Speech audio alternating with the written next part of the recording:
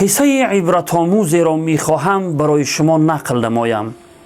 هشام ابن عبدالملک یکی از خلیفه های بنی امیه نزد کعبه آمد. در آنجا نویره عمر ابن خطاب سالم پسر عبدالله ابن عمر رضی الله عنهما را ملاقات کرد. با او گفت اگر نیاز داری بگو تا برطرف سازم. سالم فرمود شرم دارم که در خانه خداوند از غیر خداوند چیزی بخواهم. بعد از اینکه بیرون آمدند هشام به او گفت که اکنون اگر نیاز داری بگو تا برآورده سازم. سالم فرمود حاجت دنیوی بپرسم یا اخروی؟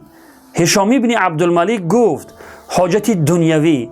سالم فرمود و خدا سوگند که دنیا را از کسی که مالک آن بود یعنی از خداوند نخواستم، چگونه دنیا را از کسی بخواهم که مالک آن نیست؟